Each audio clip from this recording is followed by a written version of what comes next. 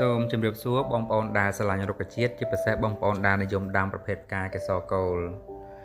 នៅក្នុងវីដេអូនេះសួនយើងសូមបង្ហាញអំពីការបដូរពណ៌របស់កេសរកូលមហាហង្សឈូកតែមុននឹងចូលដល់ការរៀបរាប់អំពីការបដូរពណ៌របស់កេសរកូលមហាហង្សឈូកសូមជូនព័ត៌មានមួយចំនួនសិនអំពីកេសរកូលមហាហង្សឈូកនេះកេសរកូលមហាហង្សឈូកគឺជាកេសរកូលដែលដុះនៅលើដើមឈើនៅក្នុងព្រៃដីទំនាបនិងព្រៃល្បោះនិងនៅ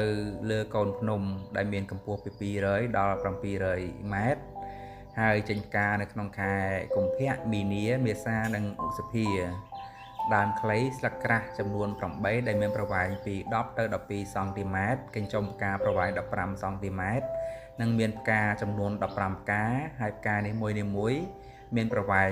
3សង់ទីម៉ែត្រ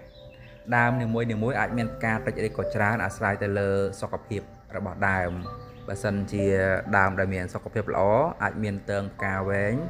និងមានចំនួនផ្កាច្រើននៅក្នុងនោះផងដែរផ្កាមានពណ៌ផ្កាឈូកពណ៌សហើយមានក្លិនក្រអូបចំពោះការប្រែពណ៌របស់កេសរកូលនេះគឺនៅពេលថ្ងៃដែលទទួលបានពន្លឺគ្រប់គ្រាន់កេសរកូលនេះមាន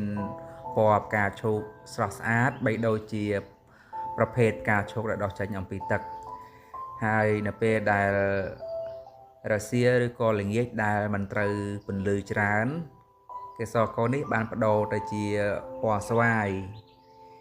ការផ្លាស់ប្ដូរពណ៌ផ្ការបស់រុក្ខជាតិគឺអាស្រ័យទៅលើពន្លឺផងដែរហើយមិនមែនមានតែកេសរកូលមហាហង្សឈូកទេដែលបដូរពណ៌ផ្កាមួយចំនួនផ្សេងទៀតក៏មានការផ្លាស់ប្ដូរពណ៌ទៅតាមពន្លឺដែលវាទទួលផងដែរ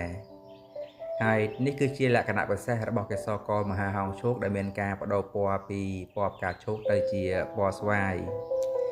សូមអរគុណសម្រាប់ការទស្សនាវីដេអូនេះពីដើមដល់ចប់ហើយបងប្អូនដែលមានតម្រូវការប្រភេទកេសរកូលនេះអាចតាក់ទងមកកាន់សួនយើងបានមានផ្ញើជូនគ្រប់ខេត្តក្រុងក្នុងតម្លៃសមរម្យសង្ឃឹមជួបគ្នាជាមួយនឹងវីដេអូក្រោយៗទៀតតាក់ទងទៅនឹងផ្កាកេសរកូលនិងរុក្ខជាតិនានាអរគុណសូមគោរពលា